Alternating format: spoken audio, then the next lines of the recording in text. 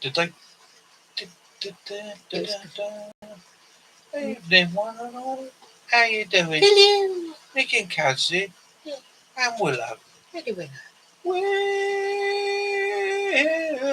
Willow.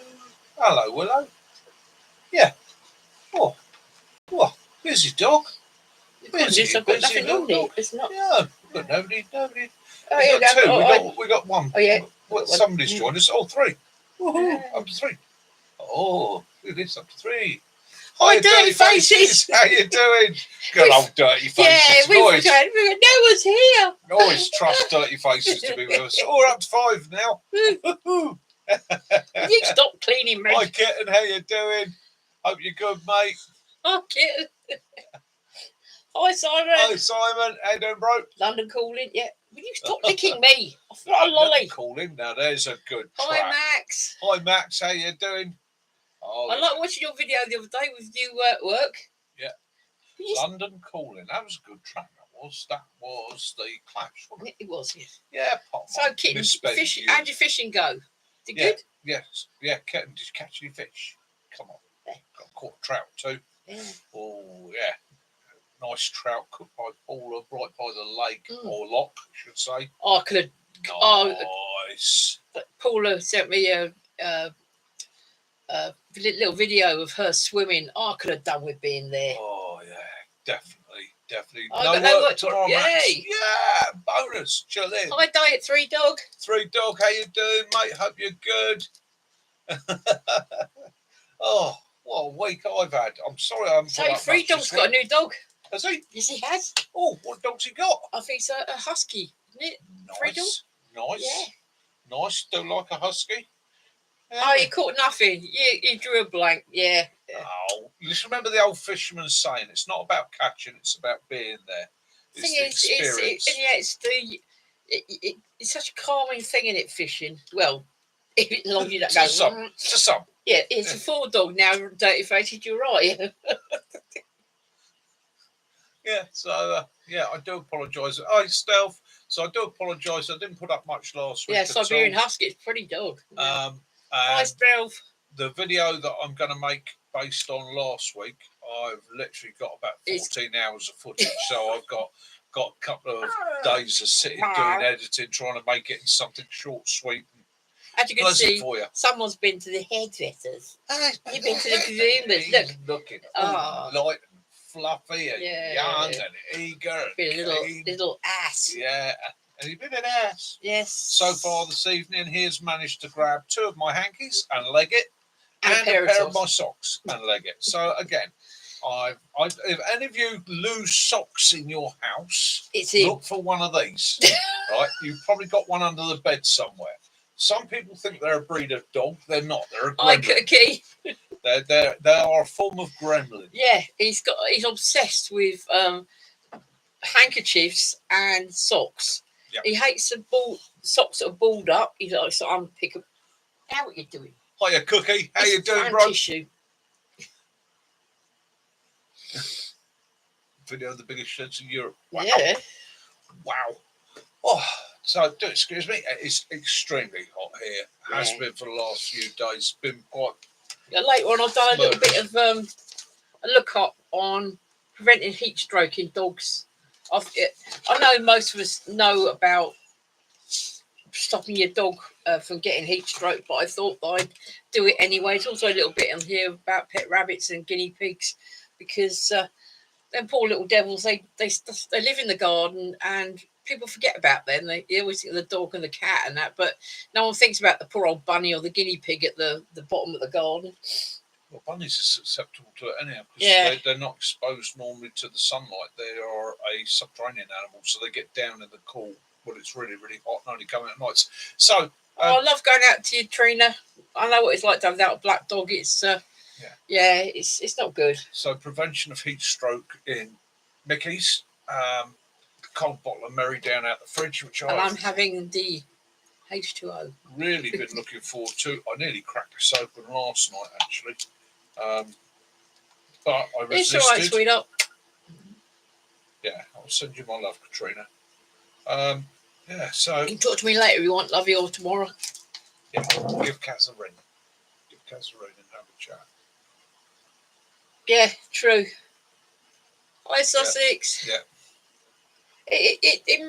You see these people with that, and their training shoes and their little shorts or their little skirts on, and they're walking their poor dog on the tarmac and thinking, you kid, do you realise it? You're nice and toasty, but that poor dog is walking on that. It's like tarmac, grass, and sand. They're really hot for their poor dogs to walk on, aren't they? Ground absorbs heat, holds it. I used to get cases of it on the ranges because we had the perimeter track, and our one at Longmoor is 10 kilometres exactly. So it becomes a circuit. The public have got access to it, and it's what we used to call the Sunday circuit. So you get the families on a nice Sunday like today out with the push bikes and that, doing the 10k round there before lunch and stuff, usually in the middle of the day. And I part of my job was the security, so we check for the flags, check the gates secure, check nobody's going into the danger area when it's active. And a number of times I would see families on their push bikes as some poor old dog keeping up with them. And on one event, I actually had a spaniel that had collapsed. I found the spaniel long before I found a family, and it actually collapsed on the perimeter track in the heat. And initially, I thought I had a dead dog. It was only once I got to it, I realised that it really could not get its breath and was on its way out. Getting it into the vehicle, lucky enough, we had Toyota Hiluxes, so got it into that, got the aircon on, got that going full bore. Took my own water supply, which we always carried with us anyhow, started trying to dribble a bit of moisture across the dog's tongue, call the dog's tongue, because that was absolutely like sandpaper. His tongue had dried out. He wasn't producing any more sweat. He'd dehydrated to that point, which is damn near fatal to an old dog like that anyhow. But lucky enough, managed to revive him and eventually found the owners, who moaned like buggery because, they thought they'd lost their dog. They'd actually ended up cycling another 2 or 3 kilometres before they realised the poor old dog had collapsed. Yeah. So, yeah, that led to a bit of a stink. Me ending up calling the MOD police. They come out and people got charged by the RSPCA. You might say I was a bit of a pain for that, but their attitude was, it's our dog. We'll choose how we exercise our dog. Well, they'd run their poor old dog in loyalty. It done everything it could to keep up with them and run itself to the point it almost died. And when I say it was an old spaniel, it was an old spaniel. And wasn't, old grey muzzled. Long coat that should have been clipped, Yeah. So, it's that old thing. I mean, dogs. I feel sorry that you were ill last week. Dogs, like horses, will give you everything until their heart bursts, and people don't realise it. Just because it's keeping up doesn't mean it's necessarily enjoying it. But there we go. So I shall be doing. Yeah. So preparedness. Yeah. Preparedness saved me this weekend. Saved me. Saved my butt. Kept me safe and sane. On the wall there, you see a map, which I'm going to explain in a minute, because it's all a bit of a giggle. So I've double-checked the distances. So from Portsmouth Harbour to Farnborough Main, so that's the station when I've got onto the mainland, to my nearest station is 37 miles. On Friday, a chain of events, and I mean it was a real chain of events, ended up with me covering 74 miles. What normally takes just under an hour, in actual fact, ended up taking just over 6 hours, and very nearly rolled that into 12 hours. You got home about 12:30. Yeah. So I'll explain it to you quick, because it was quite fun. So the first thing you need to know. That's awful. My normal trip home will be the catamaran ferry, which takes me from my mum's town of Ryde straight to Portsmouth Harbour railway station. Unfortunately, because the Isle of Wight festival was on, they were busy. They'd actually set that up for that, and normal catamaran passengers were put onto the hovercraft. Not a problem, you say. Not a problem, says Mickey. Got some good video footage of it.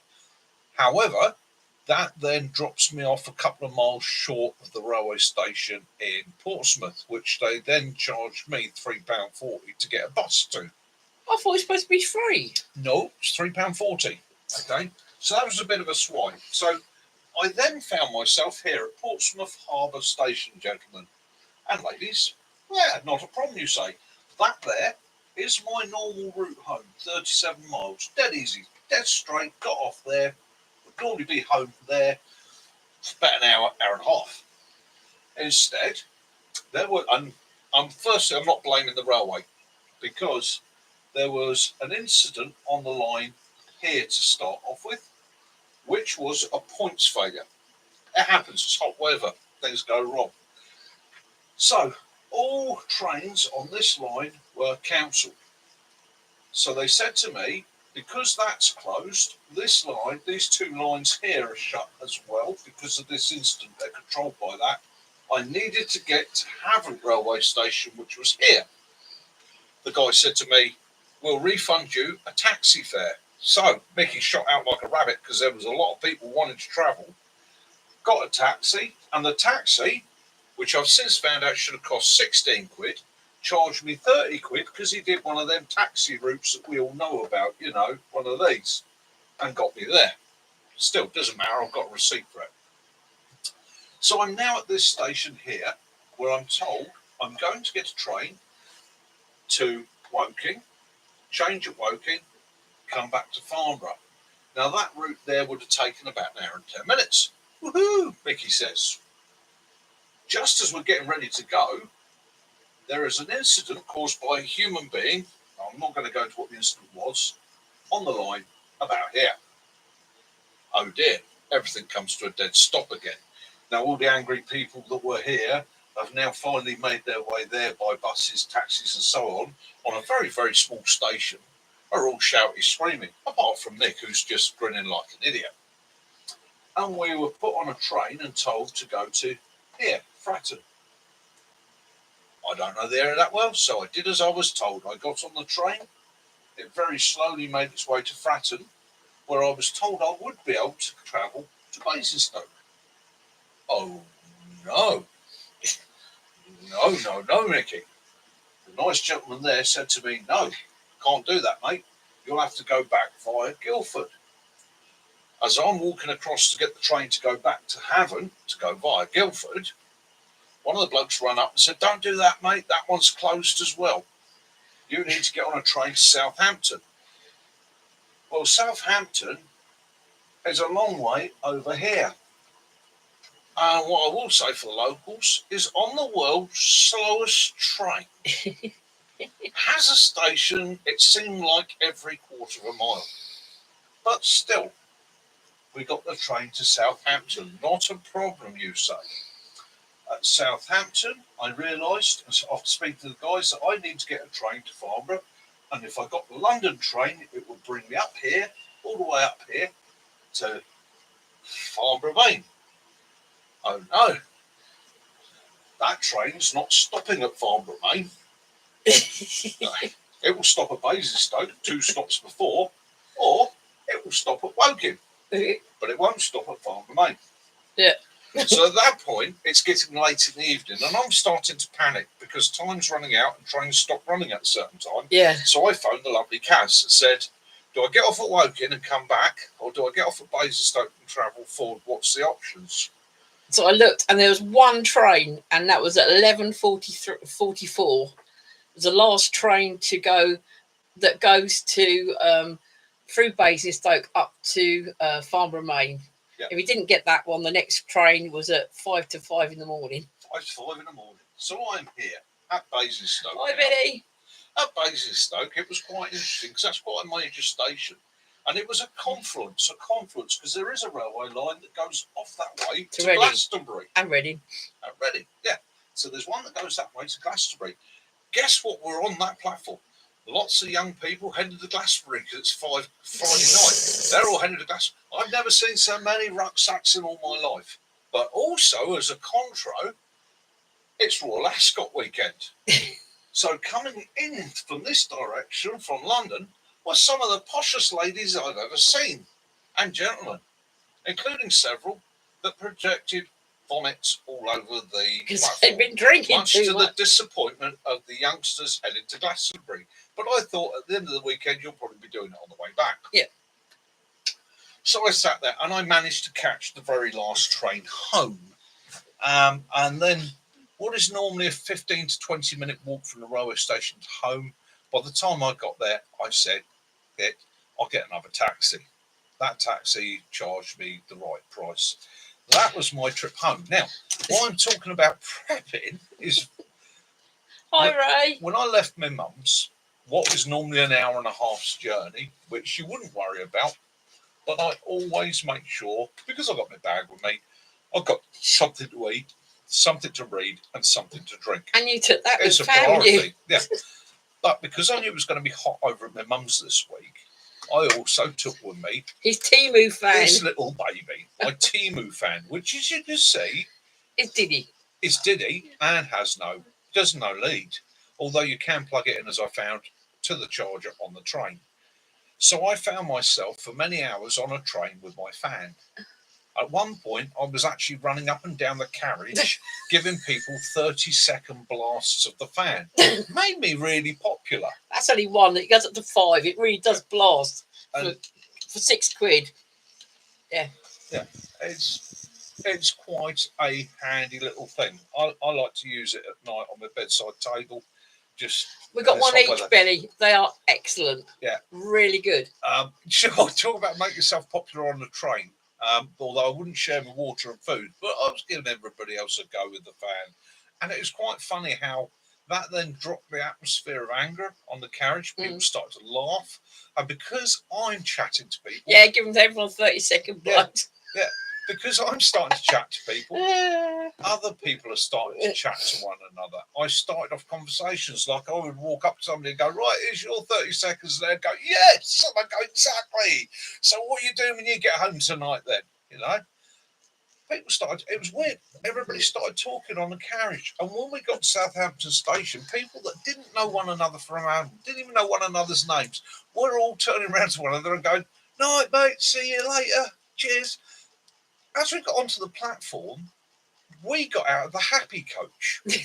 Everybody else got out of the I want to kill somebody coach, which was quite a weird thing. How something as small as a fan and somebody that's prepared to just try and inject a bit of humour changed the whole atmosphere. But yes, I was very, very popular for once. But yeah, being prepared. And I'm not saying... I think it's brilliant. That was just luck. But having the water and food with me, because that turned into a 6-hour journey, and it was hot. Really hot on those trains because they were heaving. They were packed with people. That was a game changer. That really was important. But he took that with him because he knows his mum hasn't got any fans in her house, and to keep yourself cool. And they're so quick to charge, aren't they, on the little USB doodles? Yeah, civilians do need morale, Simon. It's you're right, John. He said it sounds like you found the Blitz spirit. You've got to, and that's part. All of you being needed prepared. is a little sweeties, a bag of. But that's part of being a prepper. In becoming a prepper, you actually give yourself the tools when everybody else is collapsing, with society's breaking down, collapsing around you, and it is falling apart. You can change that round. You can turn the whole event round. Now, I'm not saying that if I didn't have the fan, I'd have been able to get people talking and chatting and raise the morale a little bit in the carriage. The fan was the thing that really made the difference. And I say 30, everybody got 30 seconds. There was a couple of kids on there who may have got a little bit longer. But, hey, there we go. It made their mum relieved. Yeah, it's funny. Being prepared, you can make a big difference on even something as simple as that nightmare journey. And did I find it a nightmare? No, I looked at the whole thing right from the beginning as an adventure. It was literally like, what's coming next? What are we going to do next? How are we going to get from here? How are we going to get to there? Speak. It's quite funny. We were watching something this afternoon. It's about British Rail, and this gentleman was very, very drunk. And he was going around to every single person on the platform because his train had been... They had no driver, did they? Yeah. And he had to wait an extra hour, so it was gone midnight before he could get on his train in London. And he was going up to him, but I'm a season card holder, so you need to get me home now. And he just didn't understand that... Poor old station staff was like, there's nothing I could do. You know, have a biscuit. Yeah. Have a biscuit and juice. The one that made me laugh the most was when I was at Basingstoke. As I say, the platform it was loaded with young people heading to Glastonbury. It's Friday night. They're obviously hoping to get there around midnight and hike up there and all that. So all excited, got all their gear with them, behaving quite impeccably, but there were hundreds of them. And then all of a sudden the train come down from the Ascot end and it stopped. And it just released this horde of people in long flowing dresses with hats and boobage and gentlemen looking very smart and all the rest of it. And you could see the youngsters turn around. It was like, almost like a case of, wow. And then the vomiting started. There was blokes in tuxedos or suits holding their wife's hair, going, there, my dear. Yes, we'll get a taxi home once you've got rid of that. I felt sorry for the station staff because you can see them looking and going, yeah, Ascot, we'll get out with the hose and the buckets in a minute. I remember years and years ago, I was going up to London to see an Iron Maiden concert. And as we got nearer to the, we're going past the, what's the one in London we saw the car show? No, it's Birmingham's the NEC. Yeah, not the NEC. Earls Court. Earls Court, there. Well, everyone was going to Earls Court to see Neil Diamond. So you had all the headbangers, and after the carriage was all these suits and ladies with the long dresses, and that's quite funny. Rules, yeah, juxtaposition of. Yes. But so how is everyone? Stayed cool? It was 30 degrees here yesterday, wasn't it? Yeah. And it was... Oh, no, Simon, they were all having a good time. Yeah, it was Hammersmithodian, actually. It's a Number of the Beast tour. Yeah, it's... Yeah, it is. It's... You know, if you... Sometimes in life, shit gets thrown at you, things like this. I watch people, like Portsmouth Harbour, I watch people losing their crap. You know, and they were all their toys out the pram. They were throwing their teddies out the pram, and because as soon as the tannoy went, unfortunately, ladies and gentlemen, there's been a fire at such and such a point, and the signals have ceased to work. We cannot move trains from this station, right? As soon as that went out, people were like, for fuck's sake. And people were launching at the staff there. It wasn't their fault. There's nothing they can do about it. There was one train that the carriages wouldn't open. Yeah. Actually, you couldn't actually ride on the roof, could you? So I let them all go off to the gates where they instinctively head to create hell. And I headed for the station manager's office, and I literally gave it a polite knock. So sorry to be a pain, mate. What's my best option? I'm trying to get back to Farnborough, mate. What's my best option? Evening, Mac. And the guy literally, so you can see the look on his face, was, oh, God, this guy's not shouting and screaming at me. And he just went, right, mate. He said, my best bet for you, the best bet for you is we will return the fare if you get a receipt from the taxi. Get from here to Havant Station, and you should be able to get to Guildford from Havant, change at Woking, which is quite a short journey, back to Farnborough. Three Dogs said, I was like, brilliant. Did you video it? Because it made it epic on here. I have epic on the channel. I've got bits of. There's going to be 2 videos this week. One of them is going to be the journey back. It's not going to be particularly long because I've got to do a lot of editing because there's a lot of people involved, and I had to be a bit discreet because, like I say, at Basingstoke there was people in compromising positions, and there were also people on both sides heading backwards and to events where poor old Mickey was stood there blushing. I will ask people heading to these events or coming back from these events to wear your underwear. Yeah, Kaz knows all about it. I found myself going up a railway station stairs with a young lady in front of me whose bottom was there, whose skirt was above her bottom. So I'm looking down as you do, because you know, I'm 60 years old. I want to get put in prison. But as we got to the top of the stairs, I glanced up and they just got a face full of it. And I just literally stopped and went, no, I will wait here. Let them get gone.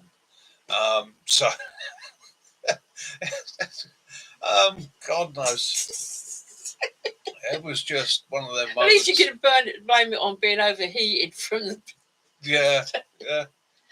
Oh, John said we had 30 yesterday. John had 42.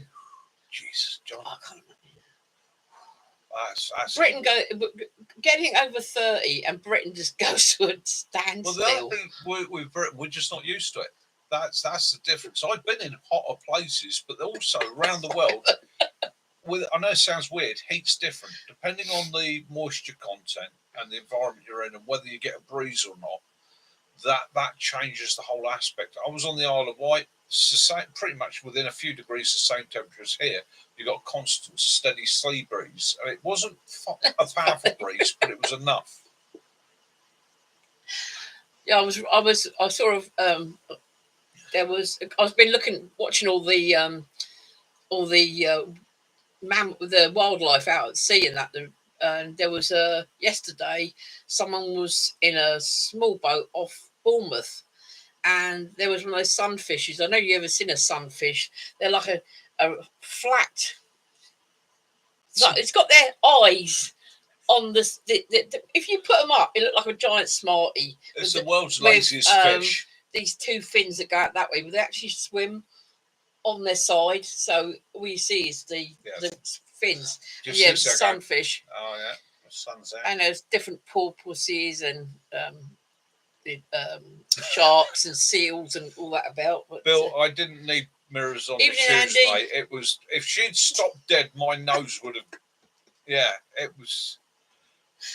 That was not good. It's not good. It'd be like that caterpillar. Just bloody there. I'm coming up the stairs, looking at my feet, making sure I don't fall over. I've got a rucksack on. Get to the top of the stairs, look up, and there's a pair of buttocks there in front of my face. Sadly, we didn't, Andy, because you were still trying to come home from the Isle of Wight. So yeah. No. She knows what she's doing. Yeah. No, so unfortunately, free food, free drink. We did our solstice thing on Saturday morning, which we always do, and then went back to bed. To be honest with you, getting old now. Getting old now.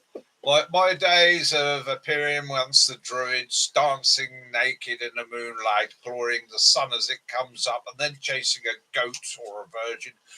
Oh, well and truly over. But it's funny because if you go into the centre of the stones, you can also hear the drums banging and things like that, and the singing. Yeah, if you go outside the stones, it's almost like it's muffled. Yeah, it's quite bizarre. It has an acoustic effect. Yeah, it does. 25,000.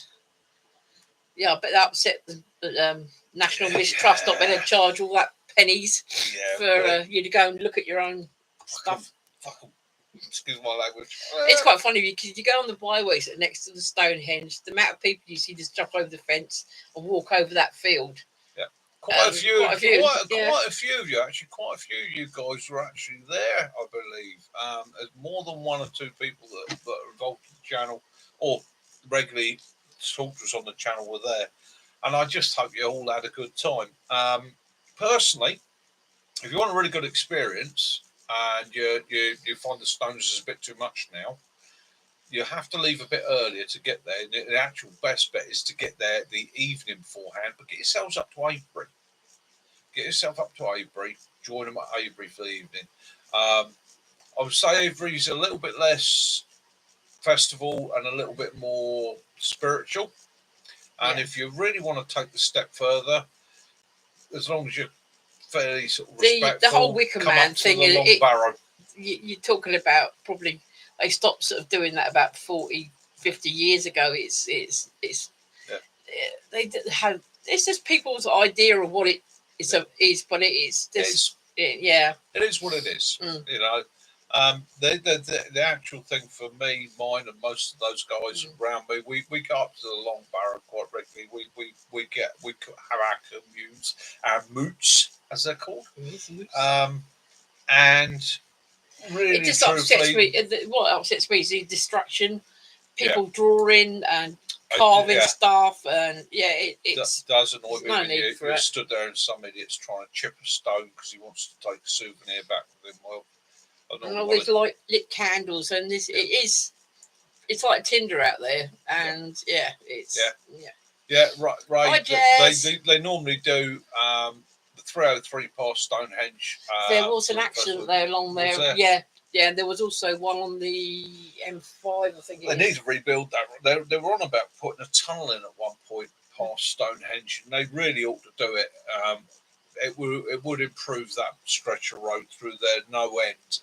And the only reason that the National Mistrust are actually fighting against it is all the tourists it brings in, because people driving past it go, "Oh, Stonehenge, shall we go and have a look?" Last time we went to Avebury, didn't we? Yeah. We went to, you couldn't get anywhere near Avebury itself, so we went to Silbury Hill. We didn't actually go on to Silbury Hill. We were at the bottom of Silbury Hill, and I was dressed up with me staff, and my son had made some honey cake. Yeah. And we were sharing it out with people we met from London. Yeah. But it was nice. But you could hear from the Silbury, you could hear Avebury, the drums coming across the hillside. But the interesting thing is, with the solstice, doesn't matter where you are in the world, doesn't matter which culture you belong to, what your faith sounds good, is. Andy. Everybody around the world, all the old indigenous people celebrate the solstice. They understand what is the longest day, the shortest night. So the solstices were one of the earliest ways of measuring time. So they've always been celebrated. And it doesn't matter what your faith is as well.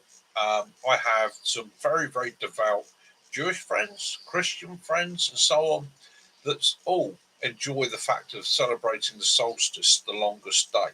Okay.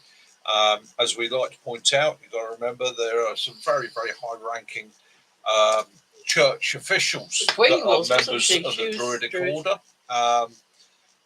Again, because that's not a religion-based system. Druidry is actually a form of teaching. I was watching some up in Scotland, drawing in the solstice. It's quite good. It's just celebrating the middle of the year, isn't it? It's the longest What's this day. kitten? You're a pineapple. Hey? What are you fruit slinging at each other YouTube now? Oh, there's some fruit slinging going on, is there? All right, Kitten Killer Sticks, you old pineapple.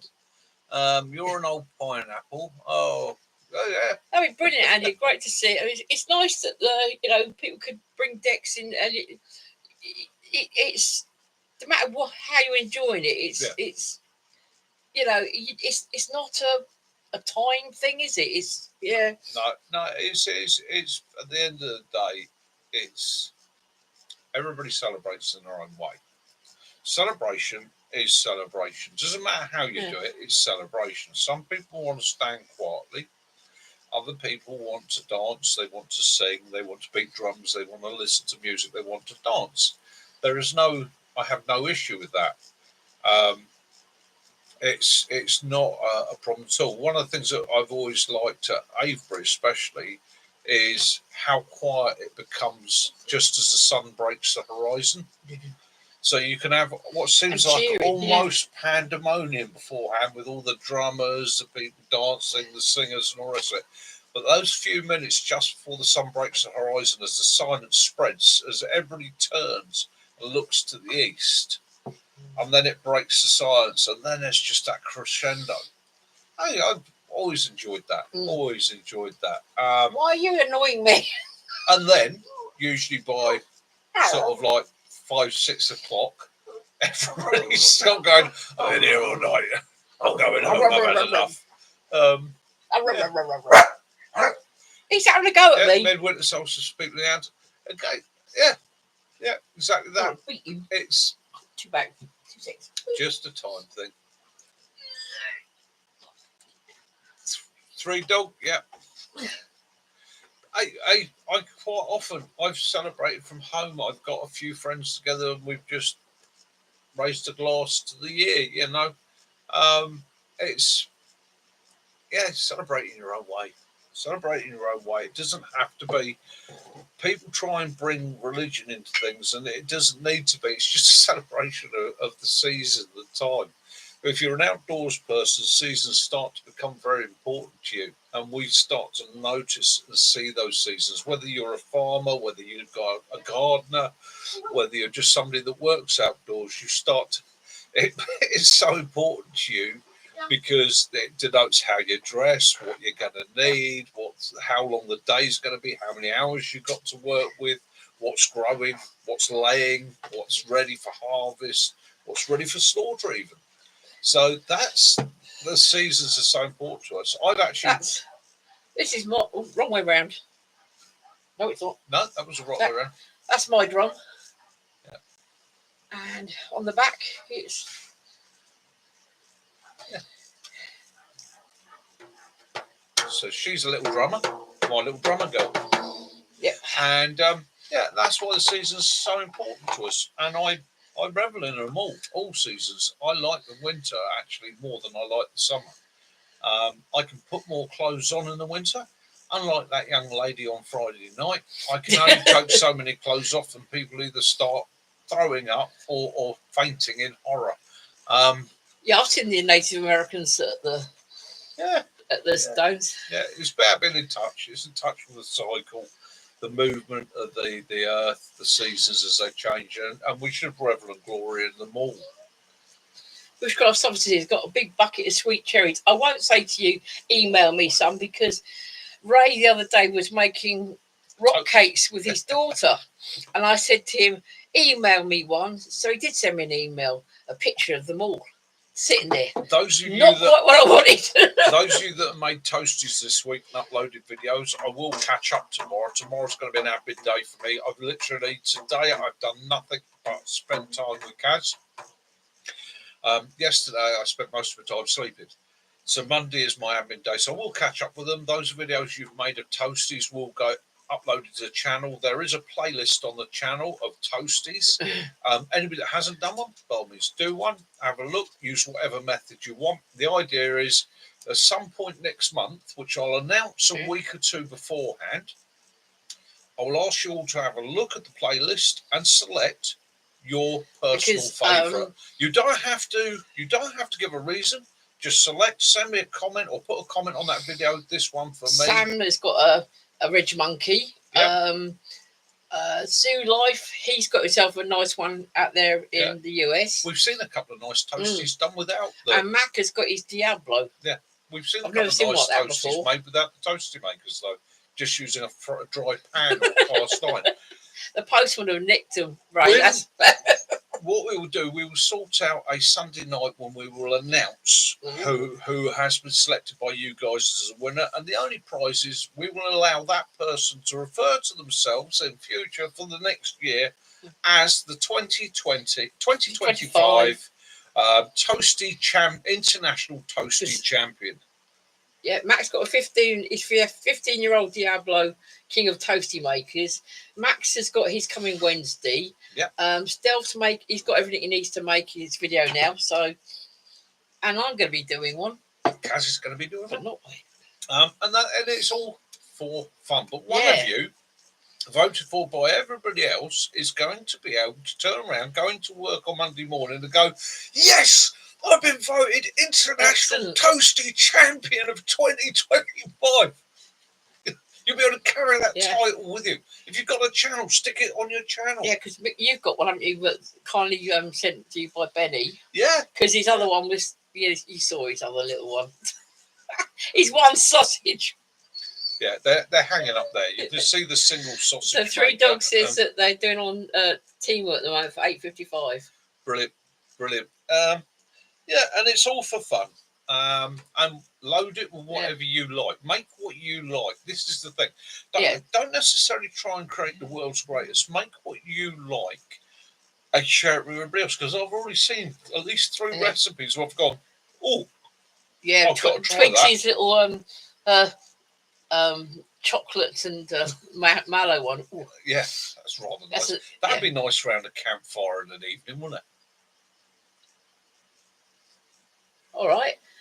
Whoever chooses the winner of the toasty gets a ridge line and set of guidelines in orange or black. There we go. Excellent. Thank you very much. There we go. Max just sponsored a prize for that. So, yeah, as you can see there in the comments, so Max sponsored a prize to the winner of the championship. So, and it's going to be you guys that vote. I'm not putting a vote in. It'll be a countdown to you guys to watch the playlist, decide which one you like the most. Yeah, and we will take that one. They will be champion for a year. Then next year we'll do it all again. Just for the. I'm actually thinking I might have a go at making a sweet one as well. Yeah. Simon sticks his nipper. Yeah, she did pull a blinder. Yeah, that was absolutely brilliant. Yeah, dustbin lid. Yep. Yeah, anything. Do it any way you want. Yeah. As it's a toasty. Yeah, so using the mug to yeah. push down the edges and that. How you make it is entirely down to you. It's a toasty. So what is a toasty? I will now define a toasty so you all know basically what it is. It is bread or a similar item. Because I know there are some people out there that gluten intolerant can't eat bread. Yeah, okay? it can be So a tortilla wrap. It could be whatever it is on the outside, toasted top, toasted You could bottom. get a couple of gammon steaks and put something in the middle. They're still toasted. Oh, Kaz, you've just blown my bloody mind. What? 2 gammons. Yeah, instead of bread. With sausage in the middle. For you non-vegetarians. Oh. She comes up with some genius ideas. Blown my mind. Oh, I've got some comfortable. That's giving me a semi. Pig inside, pig with cheese. Yeah. Oh, too sorry about that. Always tastes better with cheese. Got inappropriate there. I apologise. Oh dear. Yeah. It must come with a serving of chips. Oh, that's a point. Fennel. No, I was over at my mum's. She's got a huge fennel bush, and I was chatting to her about the legends of fire, which we covered the other week, where I actually found that throughout Europe and the Middle East, there are at least 5 or 6, and a Maori one as well, legend of fennel being one of the earliest ways that fire was transported from the gods. And she said, well, I've got to prune the fennel back anyhow.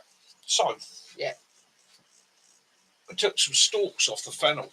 Which oh my God, they're like bloody bamboo. Yeah, which I'm drying. So that's a fennel stalk off of a large fennel plant, about 6 foot tall. And as you can see, in there's a layer of pith. There is a soft layer of pith. In fact, you can see it a bit better on. You can make a that one. You can see it a bit better on that one. So you can see the white pith in there. And then that dries, and that's the bit that carries the ember. The outer dries and hardens off and can be crushed to form a tinder. But it meant the fire could be carried in that. Now, like bamboo, it seals. Okay, so it's sealed at that end. So that I'm drying some of these out now to have plus, and if you like aniseed, they smell absolutely gorgeous. I think you could beat someone to death with this. So that, for any of you that have not seen it before, there you go, fennel. That pith is how a lot of our legends of fire and how fire was found and carried in the beginning. That's where it comes from. So I'll be drying those out and seeing how it works.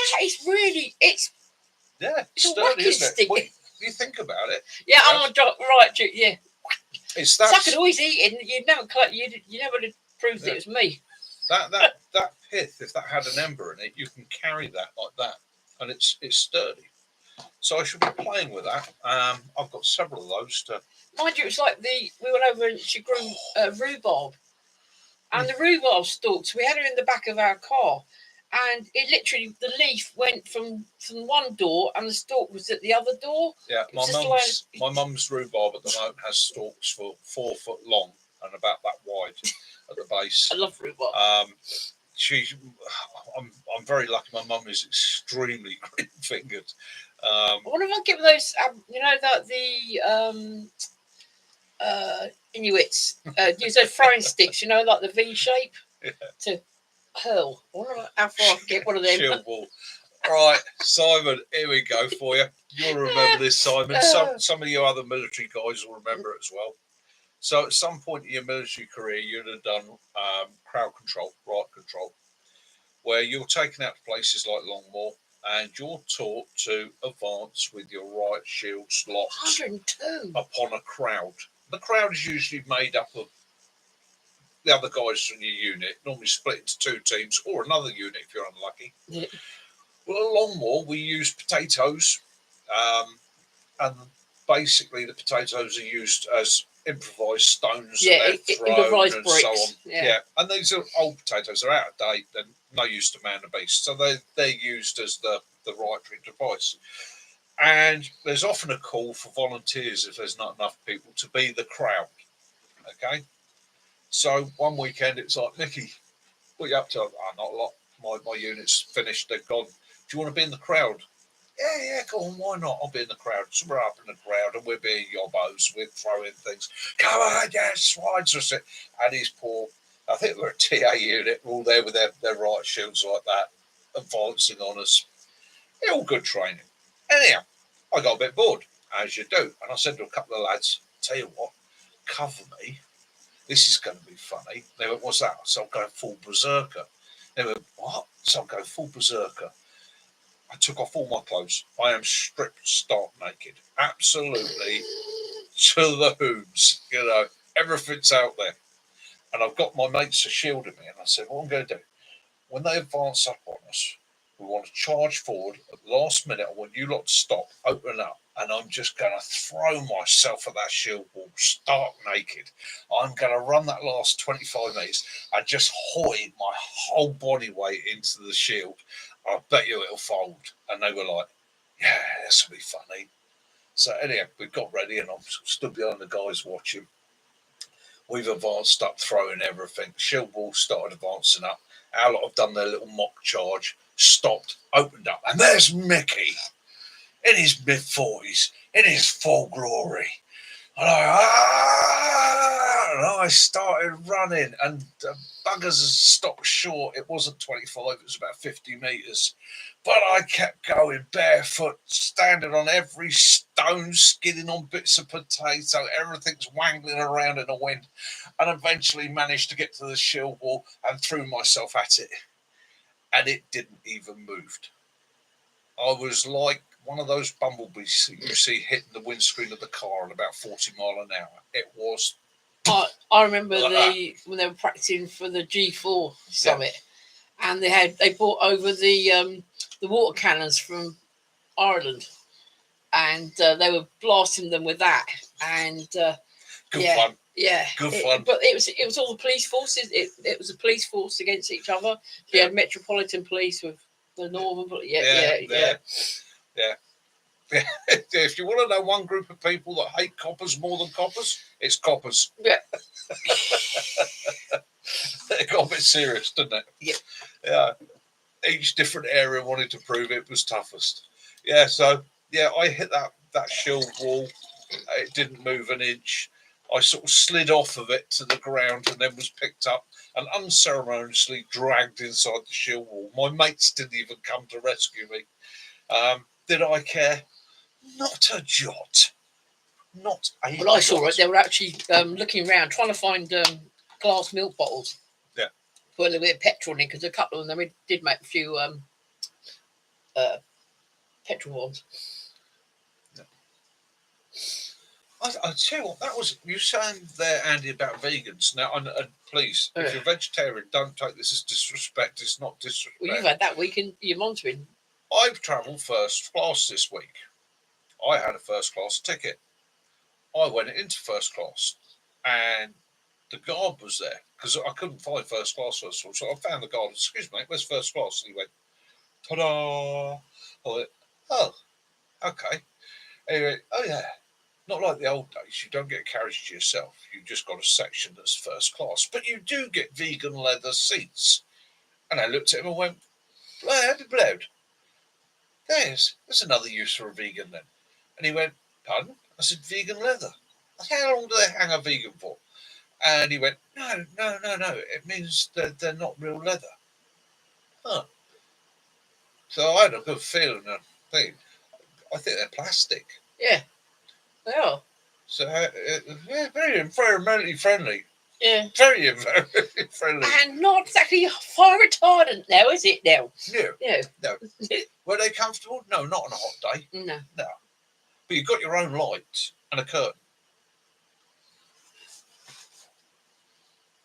Right, before I reveal the Brooks challenge, then, would anyone actually be interested in doing a 48-hour survival challenge? Depends when it is, because, SO19. Benny wants to know. Might have been involved in this training at some time. Yeah. Manure spreaders work wonders in crowd control. They certainly do, John. Benny said, right, before he reveals all of Brooks' challenge, what anyone actually be interested in doing a 48-hour survival challenge? Yeah, why not? Why not? What's the rules? Well, I expect Benny are going to make the rules. Yeah, When he Benny's knows going to make do rules. it. Yeah, I'm up for it, Benny. 48 hours. Can I be cast adrift? "48-hour survival challenge." Yeah. Why not? Why not? Oh, they were down the Galloway Forest for the weekend. I love Galloway Forest. Galloway Forest is lovely, Beautiful. isn't it? Yeah. It is lovely. Oh, and Tara Mod, if you're watching this later on, happy Tara, birthday, happy birthday, Tara.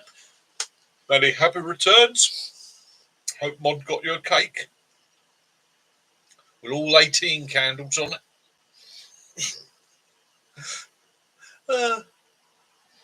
That's all right. I've decided that instead of you going to have a cake, I'm going to get you a giant pizza. I want cake. Yeah, we can pretend it's a cake. I'll put piles of pizzas and get more candles on it. John, yeah.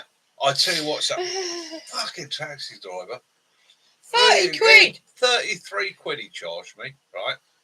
And I've just been online and had a look at the thing, and it should have been between 16 and 18. Is that after a certain time though?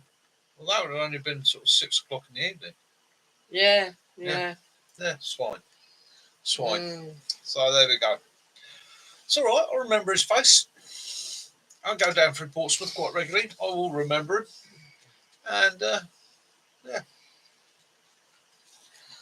Right, well, I've done a little bit of after seeing some news this weekend about people and police having to break into people's cars again because they've left their dogs in the heat.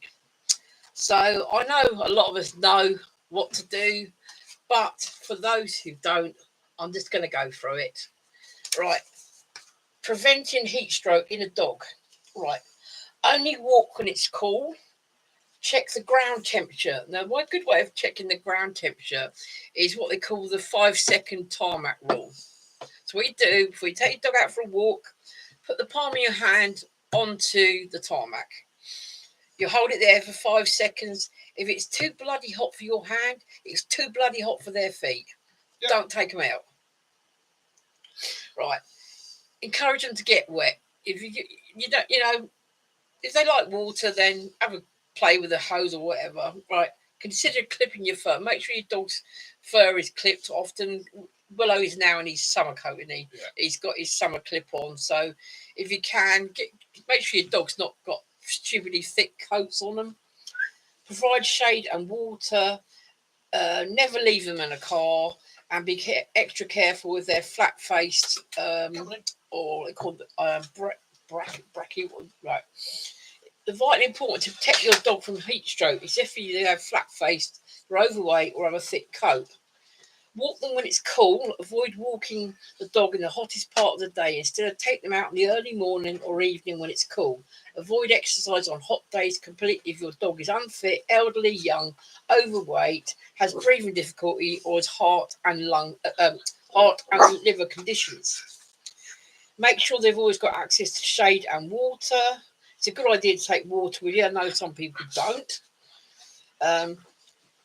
Pour water over your dog to encourage them into cool water, such as a paddling pool on hot days. But always make sure that they stay in the shade and don't get too excited. This will overheat them.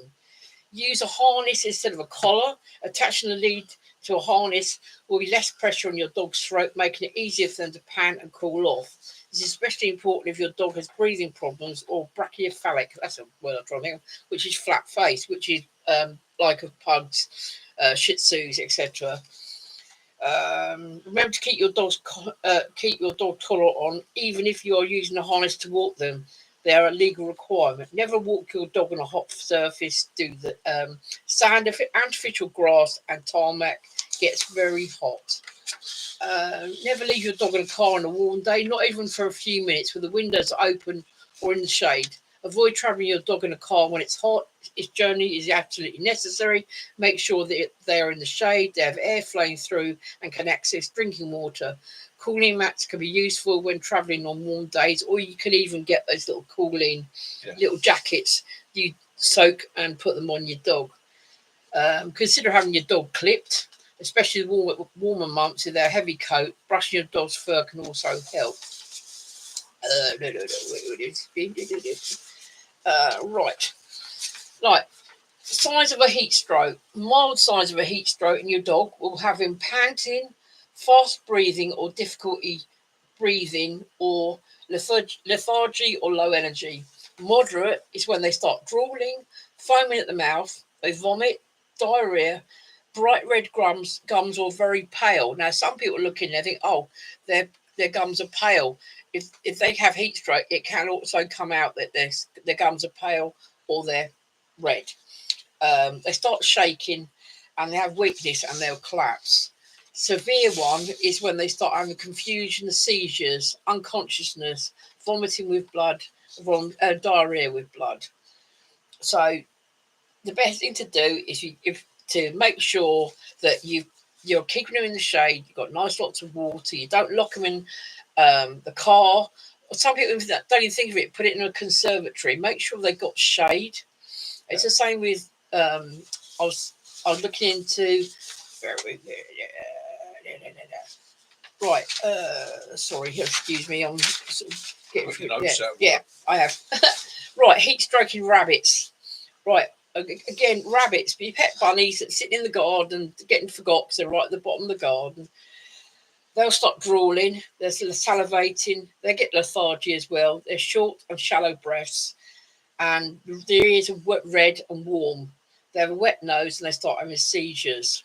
What you need to do for your bunny, I'll mix them up again. Bunnies and dogs are very similar, aren't they, in treatment? Yeah. First of all, check your animals are clean, your guinea pigs and your rabbits, because if the cages are dirty and you haven't cleaned them out for a while, they will get fly strike, and you never want your pet to have fly strike because it's not very nice seeing your animal suffering like that. You can provide extra shade for them by covering the top of their cage or the run with a wet towel. You can lightly mist your rabbit's ears with cold water, but not iced, because that'll cause shock. And it's an effective way to keep them cool, but as long as it doesn't cause them any stress. So I've mixed my notes up completely. So well, I'll give you a second to sort that out, because I've just got to show him this. Right, I'm just going to move this camera quietly so I don't disturb him. There's the fan. There's a willow. he was actually laid in front of that fan. Just put that back there. He laid in front of that fan like that. His nose towards the fan. He's nice and cool, isn't he? Right. Yeah. If you haven't got those cool jackets, what you can do is put bottles of water in the freezer, freeze them up, and then what you can do is take them out of the freezer, cover them in towels, damp towels, and put them down for your dogs and that to lay on. That's another good one, especially again if they've got a bit of heat stroke. That will help slowly bring the water up, cool down. And if your dog's used to water, then immerse them apart from their head, obviously, in water. If they won't, then spritz them or just the same bottle water. The same rule applies for dogs, animals, as it does humans. If they're suffering a heat stroke, don't stick them into really cold water straight away. That shock will cause a heart failure. Yeah. What you want to do is you want to immerse them into cool water. Truth, Kojo.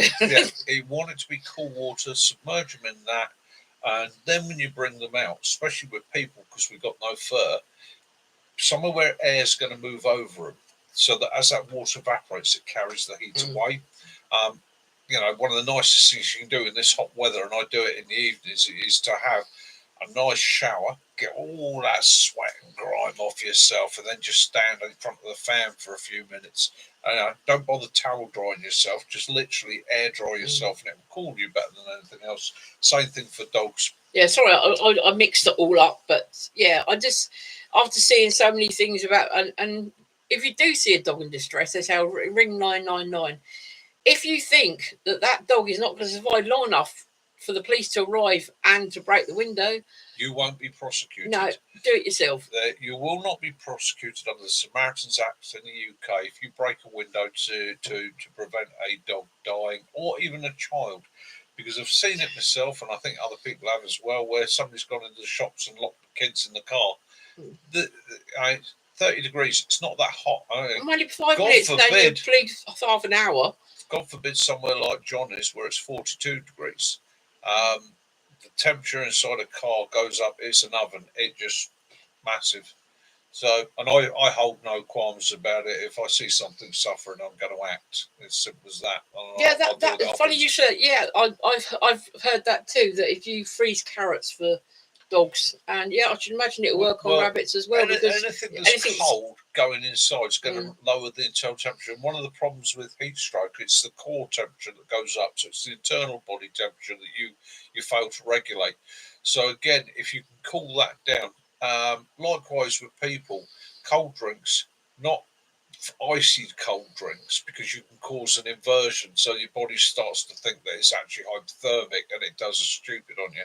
But cool drinks and get that temperature down as well as. Yeah, Willow likes cucumber. Yeah. We keep lots of he has carrots in the fridge, cucumber. He likes celery, sugar snap peas. Yeah, he likes all that sort of thing. Baby sweet corn. Another little, it could be, especially this time of year. I don't know if you noticed that a lot of dogs, they get the old scratchy ear, and they're like constantly having a go at their ear. If you get some chamomile tea bags, make a very, very strong chamomile tea, and when it's cooled down, get some cotton wool, dip it into that chamomile tea, and wipe inside. Don't obviously you know it's soggy, it's up to the water sort of dripping their ear, but do on the inside of their ears and that where it's all the folds and that, because in chamomile there's it's got a yeast killer, and a lot of the itches you get from for dogs is it's a build up of yeast in the waxy part in their ear. So if you use your chamomile same thing for those of you that suffer with jungle itch, cyclist itch, weightlifters itch, things like that. So if you get your legs rubbed together, or your butt cheeks, monkey butt. You get monkey butt. Yeah. People often say, monkey butt's bacterial. It's not. Oh, it's fungal. It's not. It's yeast. Okay, hot, sweaty, warm. It's yeast. Yeast loads it. All right. You can argue that is a form of bacterial or fungal infection, but it's a yeast, and chamomile tea can be used as a killer for that yeast to neutralise. And again, if it's cool as well, it'll help soothe the pain. It's an anti-inflammatory, so again, it helps to reduce any soreness that's there. Especially in their claws, can't they? Well, the thing is, dogs are like people. It gets hot, they start to get sweaty, and the dogs sweat through their mouths. But they also then start to get the heat in their ears and everything else, and then it gets a little bit uncomfortable. So just a little Kaz trick. Yeah. I did have some other few bits, but that drum is vibrating when I'm talking. It is, isn't it? So wipe your ass with tea bag. You can. Yeah, you could. Yeah. There's no judgment here. Yeah, foot powder for crotch rot, and in extremities. If you, I know in America you got monkey butt powder, haven't you? We don't get that in the UK. If you ever get it really extreme, you're on exercise. You're in an environment where you don't have a lot of choice, or you're in tropical climate, say you're on up somewhere like Belize, Colombia, or somewhere like that, cheap aftershave.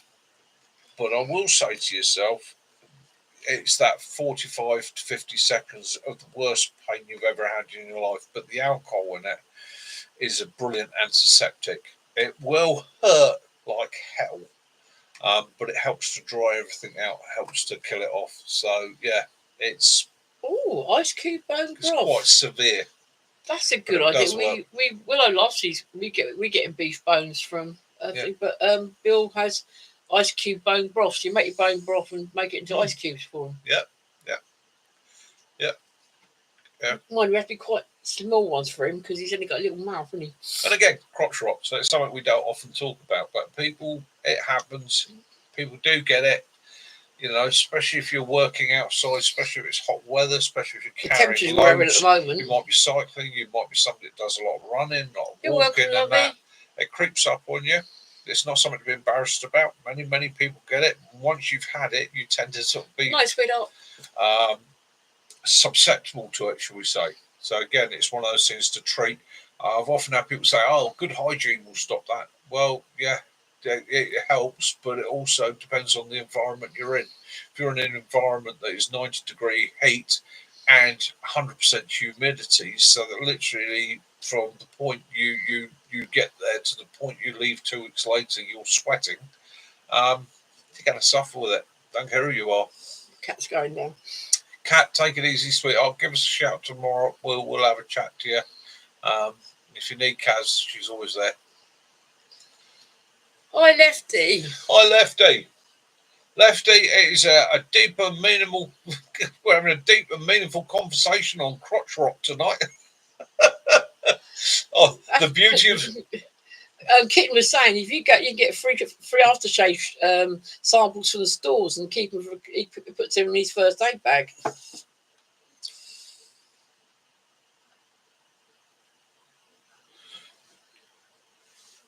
48 hours survival. You must feed yourself off the land, so no food to be taken. You can take 2 litres of water, a ferro rod, a knife, no shelter. You can take a sleeping bag and a water filter if you have one. Well, I'll do 3 dog. I shall do that for next week. I shall give you a list of things for, your natural soaps, etc., and things for your sweating and things like that.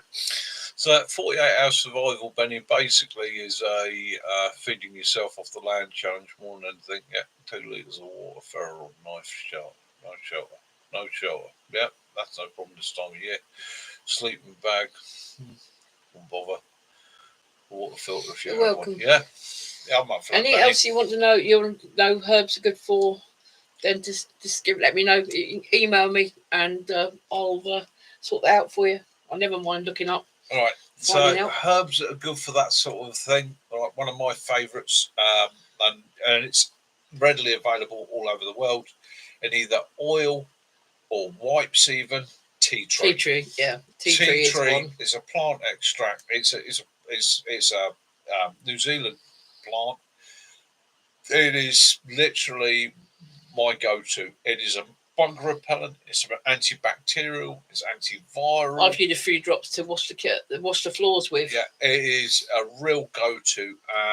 One of my favourites in my kit is, if I'm going to take wipes, tea tree wipes will clean up almost anything. And like I say, it keeps bugs off you. I usually find that it's under aloe vera is good too. You'll see that it's they usually say facial wipes, don't they? But it's yeah. So Brooke says you take the challenge. You really need more water. If you really need water, take it. So don't die. Yeah, that is a challenge. Yeah. Don't die.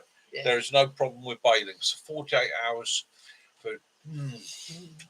So I do my famous worm bacon. Oh, don't. Yeah. You can take a bag. Squirrel a la log. Yeah. Lefty, I was watching Lefty's video the other day. He went down to Bore Shores to the lake, and you could see these flat things. Yeah. And what it was is it's a camping area. It was that much underwater. These things are like, you can see the water. There's like, you see these things like that, and they're actually the bits that are next to the camping site. So you've got a covered bit for you to. Yeah, these were underwater. They were like little pontoons all over the lake. So, Benny, Brooke, your challenge means that Mickey is going to have to make his deer surprise, which involves a log. Our pavilion roofs, that's it. The surprise is that there is no deer in it. Possibly a rabbit, possibly a squirrel. But it's full part of the surprise. Excellent. Well done, Brooke. Yeah. Lefty tried to show you his fishing spot. Yeah. But he had the top, and he said it's down there, and in front of that, it was there was like a road as well, but you couldn't see the road because it's all flooded. Yeah. You can see all the debris at the top, and like I said, you can't fish even there because the amount of debris that's floating around. It's a nightmare, isn't it? So some places in the world are really suffering with flooding. Yeah. Too much rainfall. Other places that normally, historically, will get too much rainfall, like the UK, just aren't getting it. I don't know if up north got. I mean, I know Steph said you got the thunderstorms, but it was really bad up north, wasn't it, with thunderstorms, and we got nothing. Yeah, but even though they've had thunderstorms and there's been some quite heavy downpours in various places, it's still not enough. Because that old sudden downpour on one day that might give you 3 inches of rain, it all just runs off. You need that sustained moisture. Sussex says his favourite is Ratto Van. The rat has been run over by a van. Oh yeah, very Blackadder. Yeah. So, don't tell me what the whitener is in the coffee, Baldrick.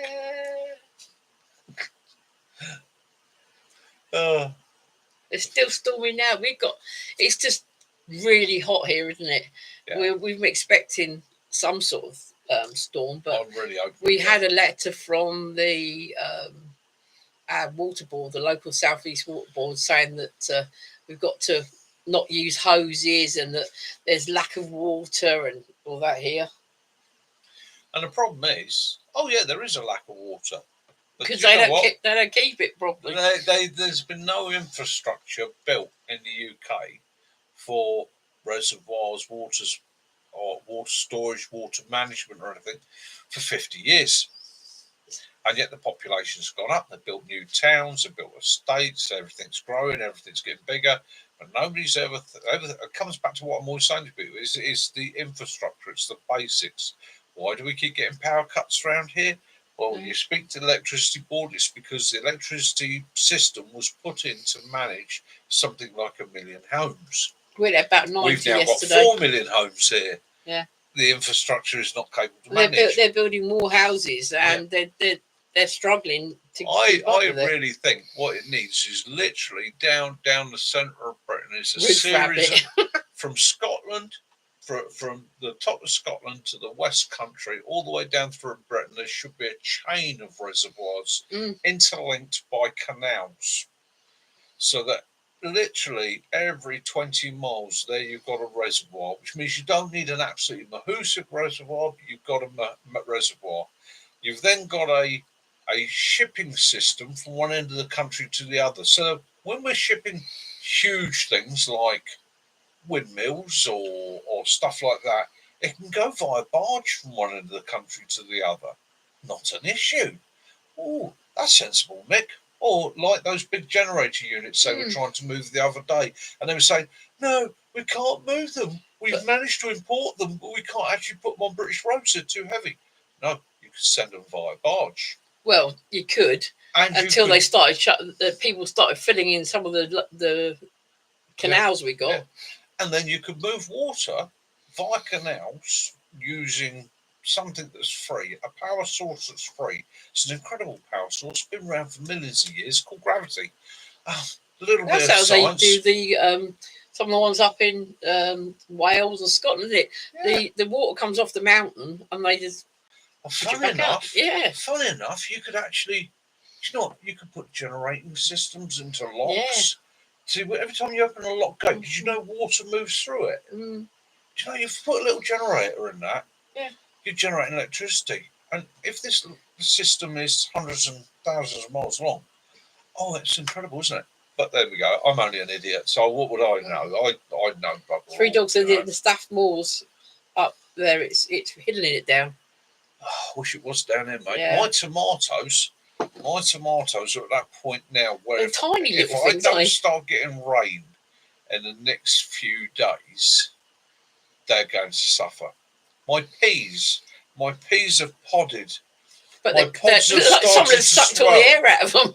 and then started to shrink back because they're not getting enough moisture. And yes, I am watering them, but the problem is my water butts are empty. I'm now onto tap water, which is full of chlorine, fluoride, and other chemicals, which my plants absolutely loathe. What a nightmare. Yeah, so we could do with some. If someone wants to send them the rain down here, we're quite happy. Yeah, anybody that's fed up with it, send it this way. We can do with it. And again, it's just this. There's a little band, isn't there, in sort of like the centre of England, shielded by the Isle of Wight, that never seems to get it. All right, use biogel under the plants. 1 gram holds 50. That's interesting. I've got in my planters where I've got my tomatoes at the moment. So I've got the normal peat feed system. Then underneath that, I've got a sheep's wool system, and it's not a mat. It is sheep's wool, which is about that thick. Then below that, I've got a gel system, so that holds water. But it's one of those things. It will hold water, but water evaporates, and my plants have done bloody well this year. I'm hoping to get a really good crop of tomatoes. I was out there counting them this morning. All right. But yeah, if we don't start getting I need it just to come down a couple of degrees and a little bit of natural water. That would help. Or I'm going to have to go and get buckets of water out of the brook. Yeah, natural fertiliser guy. Okay. You could filter canal water. Yeah, I really do believe that if anybody from the government that's listening to this, right, if you want to help and be remembered in the future as being geniuses, let's get some real infrastructure repaired, built, brought up to date in the country. But let's use technology that exists, like building canals for transport, for water, not just that, for pleasure. How many people enjoy a canal, enjoy a walk along a canal, enjoy canoeing? Lefty's just bought a gift membership, and Benny's been the receiver. Oh, thank you, Lefty. Thank you very much, Lefty. I really appreciate that. You are a brother. Lefty, I want you to pat yourself on the back and to give Livon a proper tummy tickle. Yeah, how is the poor little love? He's been suffering at the moment, isn't he? Excuse me. Up here, Mac will tell you as well that we haven't got so much problem with trolleys in our canals. It's bloody them crayfish. Crayfish and catfish. Yeah, crayfish. You can't. It's no point putting boilies running in the canal to try and catch anything, because all you're going to get is just empty flipping lines. He's a beast. He's going to be fine. Yeah. Brilliant. We'll give him a big hug, a pet, and a cuddle from us. Yeah, really do appreciate it. Yeah, right. There's no canals between Glasgow or Leeds. No, it would be. Don't get me wrong. It would be a massive undertaking to build these canals, but let's face it, it's a massive undertaking to build a railway network, isn't it? To build a HS2. And after what happened in Somerset, where all the sides of the canal went and all the but if you build canals, if you build a waterway network so that you can move water around the country, you reduce drought, but you also create habitat. You create fantastic habitat. You create wildlife sanctuaries. And walking areas, fishing areas, birds, places for people to go and use that are then protected, looked after, cared for, and so on. And you create jobs, because you now need canal managers, rangers. You now need people to patrol it. You need people to look after it. People will take care of it because they like it, because they're using it. It's something to be proud of. Yeah. It's all right. You want to have all the place of importance, because I mean, you go down to it would cost billions, but I'd rather spend billions on building a canal network than as I was watching the other day, a train network that originally was going to go from one end of the country to the other, but is now stopping at Birmingham and has gone up by so many billions of pounds. And let's face it, I'm pretty sure the people of the nation, if you could see the benefit, if somebody turned around and you said they're going to knock down such and such, such and such, such and such to build a new airport like they are at Heathrow, or build a railway, or we're actually going to put a water system in, a system of canals, which, let's face it, aren't going to take up so much of a big area. There's not so much infrastructure. But we're going to put a system of canals in, which you are not only just going to be able to get the benefits of water from, but you're going to get the benefits of having a nice area, somewhere you can walk, somewhere you can use. We can see the benefits of that. Being able to get from here to Birmingham in 2 hours or 1 hour and 45 minutes. Really? Well, in the Blackpool, I mean, I was told that the crayfish, you had to get a license.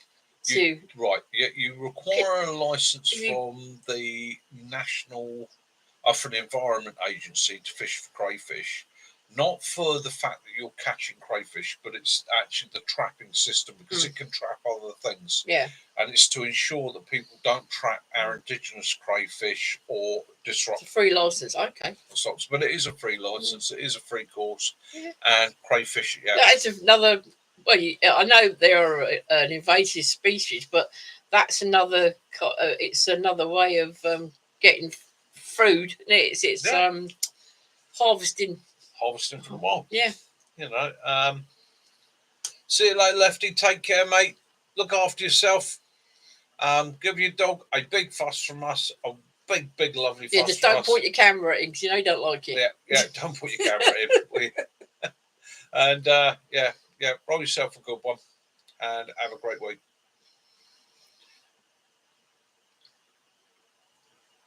Yeah, we will hope.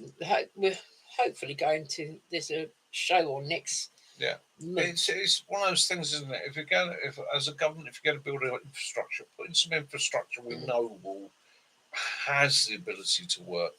I mean, people say, "Oh yeah, you're on about canals and moving stuff on canals. It takes time." Yes, it does take time. Canal boats aren't going to move might quickly. Bring back the Vikings. Yeah, but let's face it, you're moving water, which we sorely need in some areas desperately. Yeah.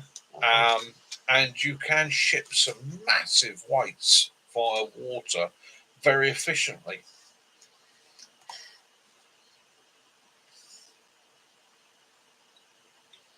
Yeah. Yeah, I don't mind the Vikings coming back. They're more than welcome. I've been over to Norway enough times, to Sweden and that. They're all right. Now I get on all right with them. Doesn't tap.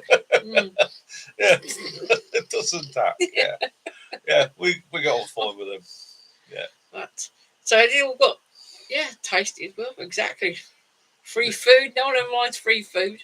No. So they all got any shows and that going on around them? Yeah, I know that the bushcraft show was just passed, but anyone going to any of the country shows? I see there's one I was interested in, but I think it's going to. I think we're actually got a wedding vows renewal, but there's a shy horse show. Yeah, I think it's at Ardingly. So it's not that would be quite nice to go to. It's not long before I'm doing that ceremony either, is it? No, that's next year, love. That's next year, is it? All right. No, that's all right. No. Yeah. Oh, we got a big gun show. Yeah, I know that. I see that. I say it's the East Sussex show, and that's at the Ardingly Showground. So I quite like the idea of that. Let me just check on something. Nice, but you haven't got the time these days. You're a busy man.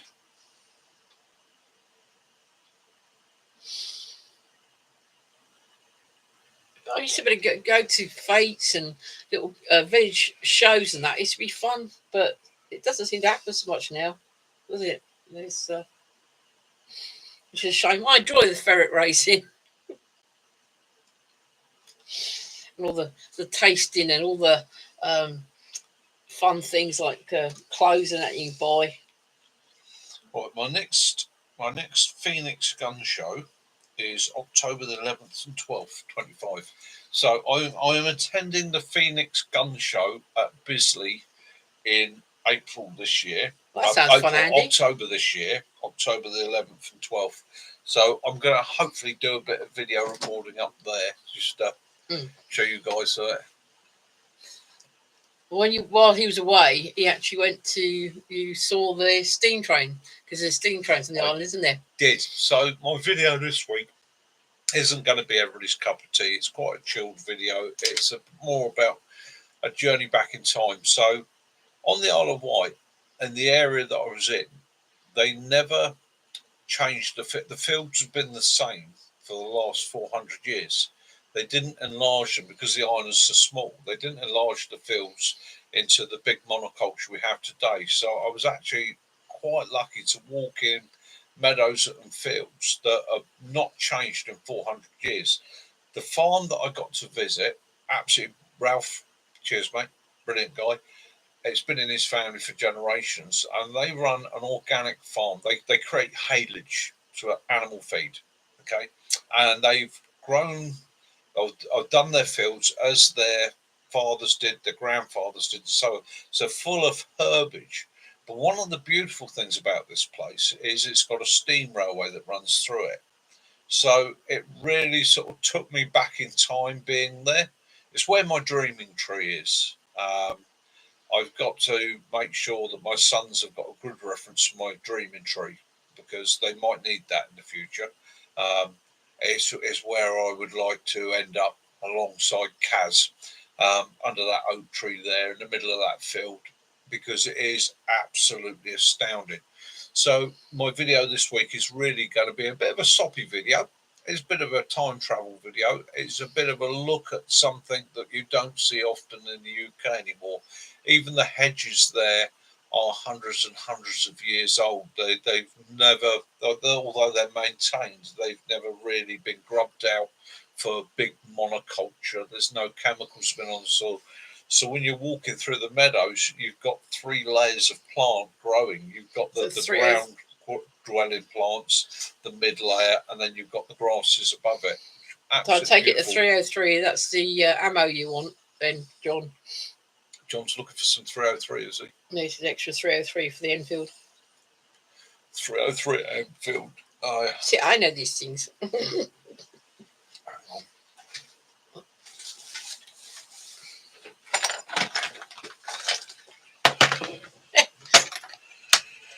Uh, 3006, no. 762, no. 50 cal, no. No.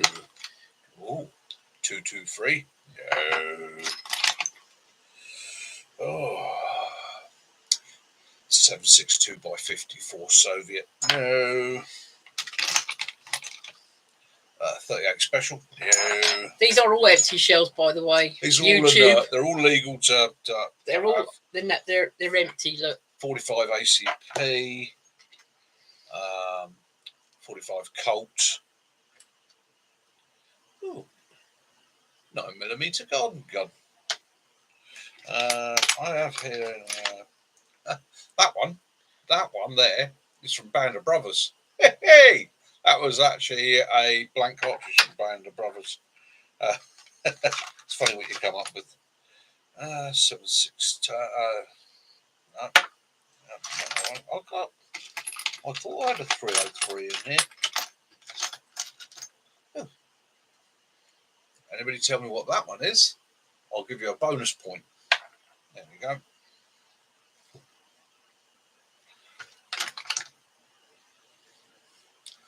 And that's its modern equivalent.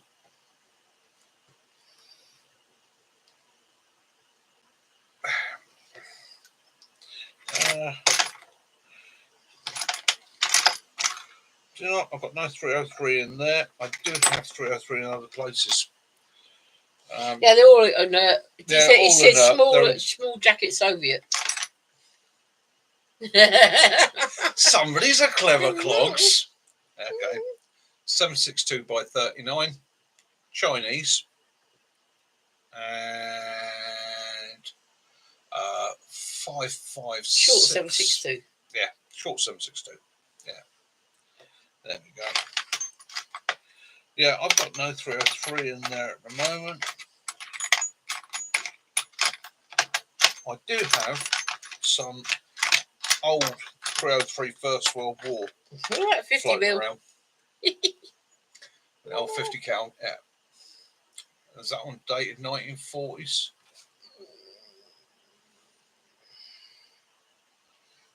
No, this is 12721.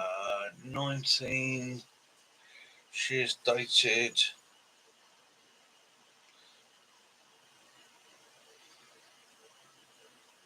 Oh no, she's not dated. No, she's a modern one. I did have a 1944 50 cal. There you go. All right, so you're gonna be clever, clogs. Can anybody tell me what that is? Solid brass. And that is, the caliber of that is 445. Oh, sorry, 455. Solid brass. There we go. Yeah. Put your toys away. Put your toys away. All these. 5 power Browning 13 round.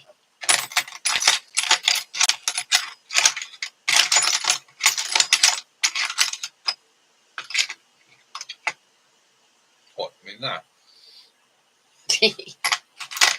Webley. Oh my God! Now it's getting 5 set points. 57743. That was John. Webley?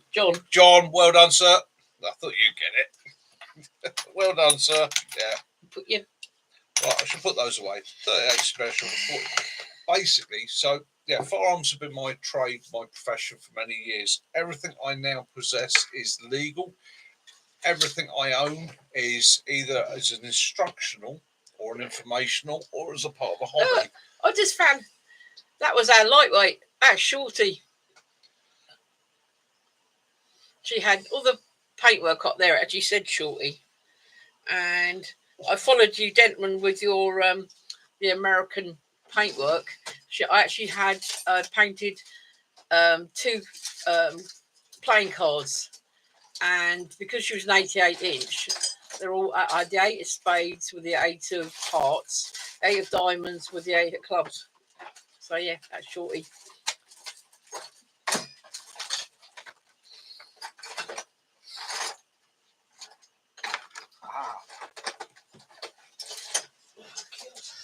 Now, I knew I had one somewhere. Is it? So, John, you got a 303. I'm going to make you dribble now. So, yeah, you've got a 303. Bill said he's got a lead pellet somewhere. How about that? Now, that is an armourer's head spacing round for 303. So, that is an inert round, hence you see the pressure in here. Can't take powder. All right. It even has the putty mount for your firing pin. So basically what you would do as an armourer, you put putty in there, you chamber this, you fire off the action, the firing pin makes an indent in the putty, which you then measure to ensure that your head spacing is fine. That's how that's fitted into the chamber, and your firing pin has got enough left on it and enough power and spring to operate correctly. And that is an original British Army service issue from probably about 1950s to 60s, 303. Very, very rare now. And the modern equivalent of that, that's a 9mm equivalent. Again, got the little putty spacing in there and so on. So as an armourer years ago, that would be something that I would be using to check the weapons were functioning correctly without actually having to fire off a round inside the armoury. I think I've got a couple of those. I don't know how it stands legally for me to send you one out, John. Yeah, but yeah. Yeah, bit of fun. And again, like I say, I'm away from that field now. Firearms licence is done. Everything's gone. All those are drilled and set so that they're legal for me to own. They can't be reloaded. They can't be rearmed. They can't be reused. They are just there of interest because it was a fascinating hobby. Safety weapon. Oh, 5.77, yeah, 450. Best weapon best rifle I ever shot. Years ago, I was lucky enough for a friend of mine to let me borrow a 45-70 long Colt lever action rifle. Bloody astounding. I was a cowboy for a while. It was a absolutely amazing piece of equipment to use. Reliable, accurate, very, very hard hitting. Booted like a beast. You knew you'd fired it.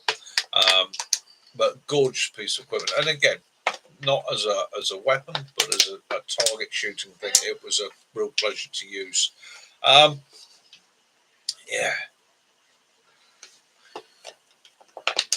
Yeah, all inert, Simon. All inert. So everything I do is, it's within legal parameters. In fact, actually, it has to be, because quite often I'm called on by the police to advise on certain things. Like Ray. One I had. Glad you're going on holiday. The last one I actually had, it was the Metropolitan Police contacted me, came up, bought a bag of ammunition to me. And this bag of ammunition had been dug up in one of the major parks in London. I won't say which one, but it was in one of the major parks. And what they needed was the rounds identified, their age verified, and obviously calibers and that. So, well, it was quite interesting because what they gave me was a bag of 45 long Colt, and in amongst there was a load of 30R6 or 3006. Okay, so straight away my thought process was American servicemen, Second World War. Dates, checked all the date stamps on everything. Everything came back Second World War date stamps. When we looked at the history, there had been an American unit stationed within that park during the Second World War for a short period of time. So as I was able to say to the police, invariably what happened there, they might have had excess ammunition. They've come back off of a Rangers practice, found they've got ammunition in their gear, and handing that ammunition in would have been a pain in the arse. Being found with that ammunition would have been trouble. So what they've done is they've dug a hole somewhere, chucked it all in, buried it. It's quite often I'm called in just to identify things, figure them out. I've had all sorts brought to me in the past, like, can you identify this? Can you tell us what it's for, what it's used for, how old it is? Is it something that's Southampton, wasn't it? It's where they before they went out for the D-Day. That's another one that quite often happens. Is I get stuff brought up from Portsmouth Harbour, Southampton, and stuff like that. Can you identify this? Is this modern or is this ancient? Is this Second World War, historical, so on? And again, I quite often get historical ammunition brought to me. Is this, what the hell is this? Because quite often it's not actually marked. So then it's a case of out with the micrometers, work out the bore, the caliber, the length of cartridge, chambers, and so on. Yeah. So you got a little bit of rain. Could you send some to us, Max, please? Yeah, Max, send us some rain. The white people are there done. We're not getting any here, are we? Yeah. No rain at all. What about Willow? There's a rain. Willow. Come on. See everybody? Danny's been boring because he's been talking about ammunition again. Yeah. Maybe I'll start a channel doing that.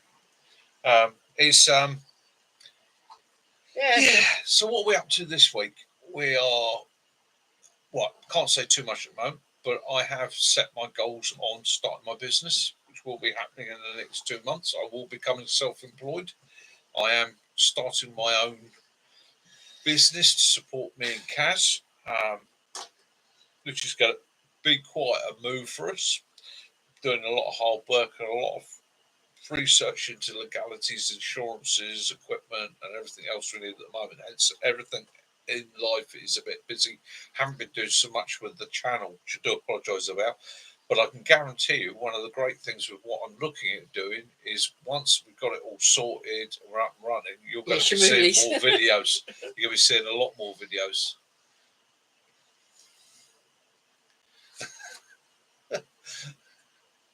No live rounds, pyrotechnics, are that in my possession. So, yeah. So, and it's been really good for us because we've found where we want to go, haven't we? Yeah. Not gonna say much more than that. Hey, Willow, do you want to give me? You come and see everybody. We've only got 16 in now. We've got right down. Oh, yeah. Sorry about that, guys. So we're at nearly 2 hours anyhow, and I'm knackered. Yeah, I think we're going to call it quits at that. And, yeah, I'm going to make a toasty because everyone's all hot and. Yeah, right. So what we'll say at this point is thanks for Brooks' challenge. For those who are going to do challenge, I will be taking it up. Yeah, any more toasty challenge? Any more toasties to the toasty challenge? Then you've got a few more weeks to do. Yeah, we've got a few more weeks for your toasties to come in. We got any ideas?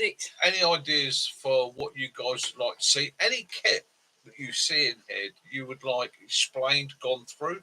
Well, we have got a bit of cast iron. New one next to give a little video on. Any kit that people want advice on that I have, or even if you don't know whether I've got it or not, ask us. Any questions and that, get hold of us. Let us know. That's what we're here for. Sharing knowledge. And if I don't know, I can pretty much guarantee somebody out there does. Yeah. So come and join us. The lads from Tar Pack I know have been really, really busy in the last week or two. Thank you very much to everybody that put an order into them. Their camping gear, their line of ridge lines and so forth, and guy lines, absolute game changers. Dive over, have a look at their site. Free Dog would like to know: do they put a link on the video for the Toasty Challenge, or are you going to? I know you have been watching people's challenge and put them on the challenge. Yeah, so. Basically, 3 Dog. Just make a video and sling it up.